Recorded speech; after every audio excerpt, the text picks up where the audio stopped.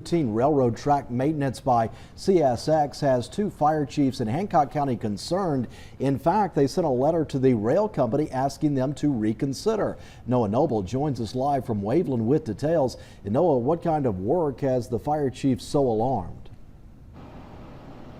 Well, Hugh, it's called railroad grinding. It's a common practice. Basically, railroad companies will go through and grind down the metal tracks, but the process sends sparks flying, and that's what has Waveland Fire Chief Tommy Carver concerned, because he says that process, combined with these dangerously dry conditions, could be a recipe for disaster.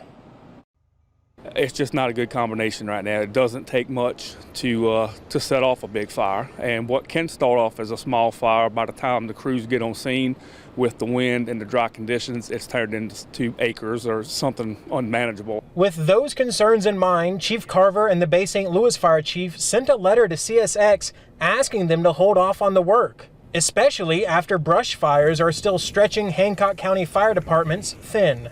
Past couple of weeks we've had woods fire galore. All of our resources have been stretched thin throughout the whole county, not just here in the city. And to come through with something on purpose is kind of unnerving. And these train tracks travel through more than just residential areas and woods. It also goes through a lot of marsh area that we can't get to. So in that case, it would be just a process of hoping that the embers from that fire doesn't spread and jump over to someone's house or their property.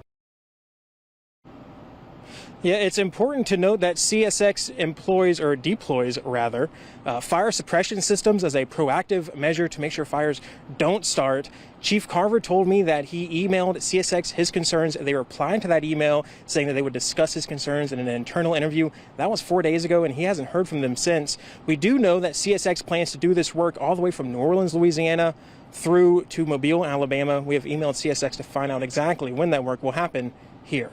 Live in Waveland, Noah Noble, WLOX News Now.